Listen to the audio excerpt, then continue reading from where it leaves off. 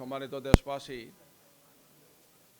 আমরা আজকে অত্যন্ত গুরুত্বপূর্ণ একটি দিন। আপনারা জানেন যে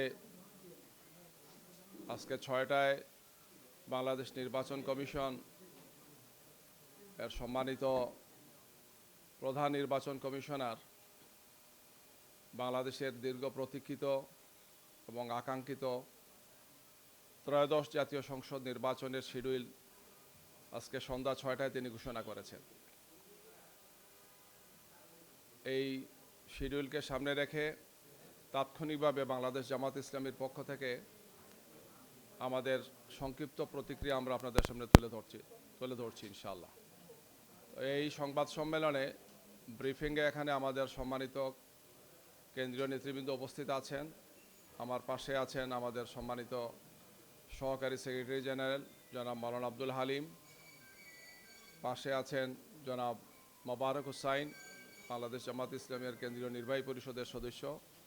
আমার আরেক পাশে আছেন ঢাকা মহানগর উত্তরের সংগ্রামী আমির, কেন্দ্রীয় নির্বাহী পরিষদের সদস্য জনাব সেলিম উদ্দিন সহ আমাদের নেতৃবৃন্দ এখানে আছেন।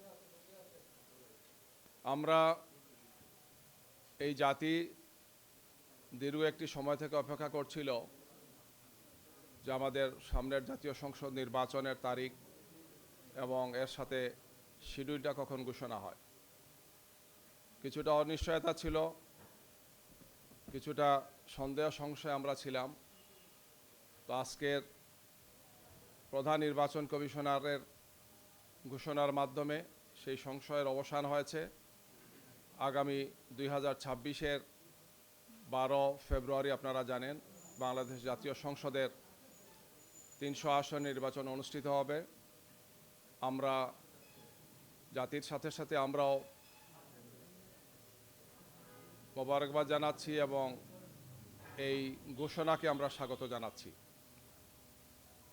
আমরা মনে করি যে এর মাধ্যমে জাতীয় সংসদ নির্বাচন নিয়ে কোনো অনিশ্চয়তা থাকলে সেটা কেটে যাবে ইনশাআল্লাহ।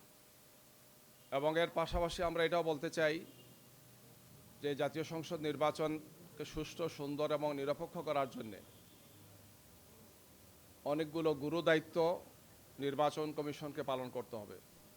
আমরা সে সমস্ত বিষয় নির্বাচন কমিশনকে আমরা অবহিত করেছি।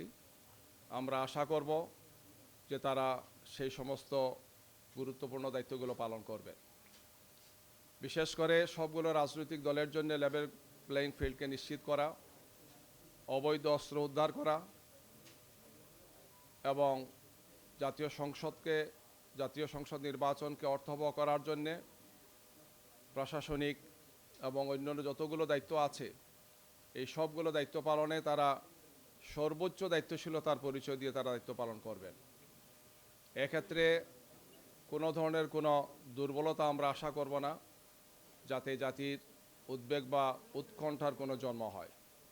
আমরা প্রত্যাশা করব যে সুষ্ঠু, সুন্দর, গ্রহণযোগ্য নির্বাচনের জন্যে একটি সুন্দর সুষ্ঠু নির্বাচনকে নিশ্চিত করার জন্যে লেভেল প্লেইং ফিল্ডকে তারা নিশ্চিত করবেন এবং এই বিষয়ে সর্বোচ্চ ভূমিকা পালন করার জন্য যেহেতু নির্বাচন কমিশন শিডিউল ঘোষণা করেছেন, তাদের উপর এখন সর্বোচ্চ দায়িত্বটা এসেছে গিয়ে এখন থেকে তারা সেই ভূমিকাটি পালন করবেন, আমরা সেটা প্রত্যাশা করছি। আমাদের শীর্ষ নেতৃবৃন্দ, আপনারা জানেন যে আমরা 8 দল একসাথে আন্দোলন করছি। আমাদের এছাড়াও আরও যে সমস্ত বক্তব্যগুলো আছে আমরা 8 দলের শীর্ষ নেতৃবৃন্দের পক্ষ থেকে বিস্তারিত পর্যালোচনা করে আমরা আপনাদের সামনে সেটিও পেশ করব ইনশাআল্লাহ।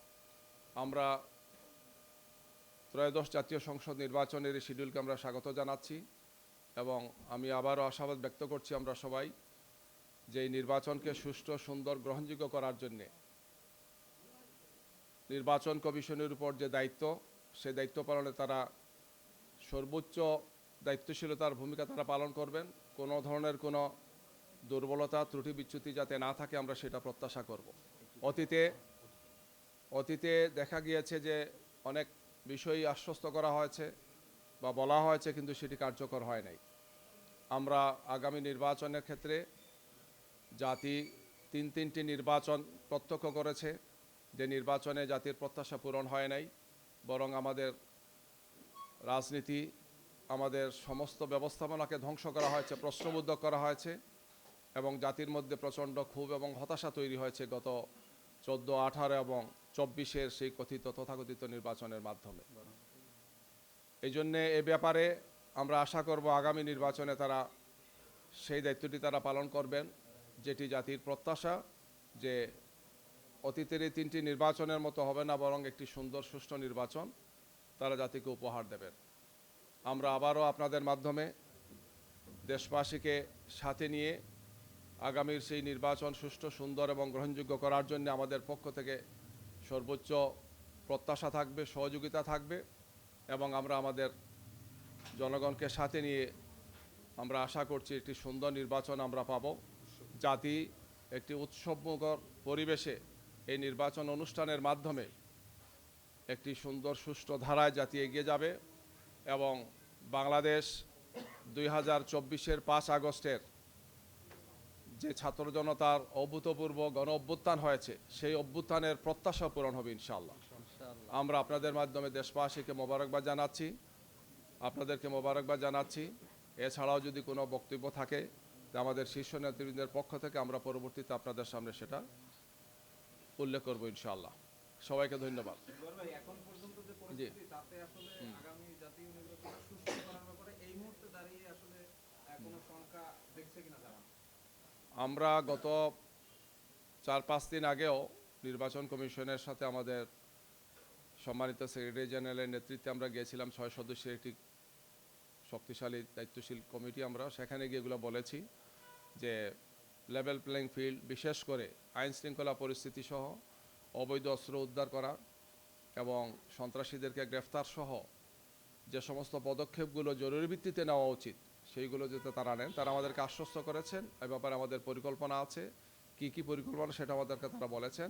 নির্বাচনের শিডিউল ঘোষণা হলে তারা সেগুলো করবেন। আমরা এখন এগুলো দেখব যে তারা এই সমস্ত বিষয়ে তাদের পদক্ষেপ তারা কী গ্রহণ করেন।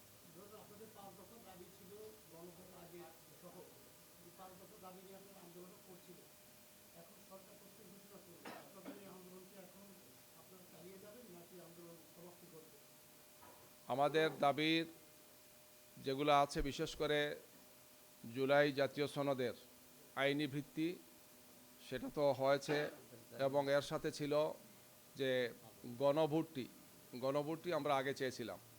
আমরা সেই দাবি দিয়ে আসছি, আন্দোলন করছি। আমরা এখন যেটা চাইব সেটা হচ্ছে যে এই গণভোটের মাধ্যমে যাতে জয়যুক্ত হয়, এই প্রচারণা এবং এই আন্দোলন আমাদের অব্যাহত থাকবে। আমরা দেশবাসীকে আমরা আহ্বান জানাচ্ছি, আমরা আহ্বান জানাতেই থাকব যে গণভোটে যাতে সংস্কারের যে প্রস্তাবগুলো যাতে ভোটটা জয়যুক্ত হয় সেই প্রচেষ্টা আন্দোলন আমাদের অব্যাহত থাকবে, বক্তব্য আমাদের অব্যাহত থাকবে।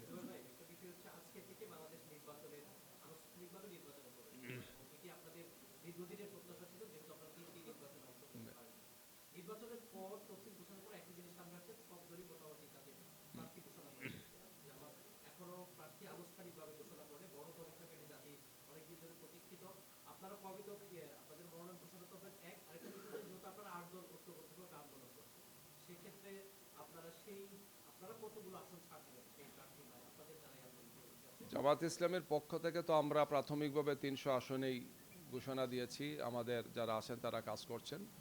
কিছু পরিবর্তন হয়েছে, সেই পরিবর্তনগুলো বাস্তব বিভিন্ন কারণে হয়েছে, আমরা সেটাও আপনাদেরকে জানিয়েছি। এখন 8 দলের শীর্ষ নেতৃবৃন্দ বসবেন, সেটা আলোচনা চলছে এবং খুব শীঘ্রই বসে 8 দল চলমান, আমরা 8 দল যারা আন্দোলনে আছি তাদের পক্ষ থেকে প্রার্থী চূড়ান্ত হলে আমরা ঘোষণা করব এবং সেটা খুব বেশি সময় লাগবে না ইনশাআল্লাহ। আপনাদেরকে আমরা জানাবো। এটা হয়তো আগামী সপ্তাহের মধ্যেই আপনারা আশা করি পেয়ে যাবেন ইনশাআল্লাহ। জি, আমাদের লক্ষ্য হচ্ছে যে আমরা যাতে সর্বোচ্চ সংখ্যক আসনে বিজয়ী হতে পারি। এই জন্য আমরা নেতৃবৃন্দ সেটা বিবেচনায় নেবেন যে যাকে যেখানে দিলে তিনি বিজয়ী হতে পারেন, আমরা সেই প্রার্থী দেওয়ার চেষ্টা করব এবং সবাই মিলে সেই প্রার্থীকে বা সেই দলের যিনি থাকবেন তাকে পাশ করিয়ে আনার জন্য আমাদের সমস্ত শক্তি সামর্থ্য দেওয়ার চেষ্টা করব। আমাদের টার্গেট হচ্ছে এইটাই যে সর্বোচ্চ সংখ্যক আসনে আমাদেরকে পাশ করে আসতে হবে, বিজয়ী হতে হবে এবং এক্ষেত্রে শীর্ষ নেতৃবৃন্দের ক্ষেত্রে আমরা বিবেচনায় রাখবো। দলের শীর্ষ নেতৃবৃন্দ যারা আছেন বিভিন্ন দলের, আমরা তাদেরকেও বিভিন্ন আসনে অ্যাকোমোডেট করবো ইনশাআল্লাহ। এই সবগুলো বিষয়ের এবং সব প্রশ্নের উত্তর ইনশাআল্লাহ আগামী সপ্তাহে আশা করি আপনারা পেয়ে যাবেন। সবাইকে ধন্যবাদ। আসসালামু আলাইকুম। আপনাদের জন্য একটু প্যাকেট আছে নাস্তা, তাৎক্ষণিক করেছি, আপনারা নিয়ে যান। এটা বলা যায় লাইভ।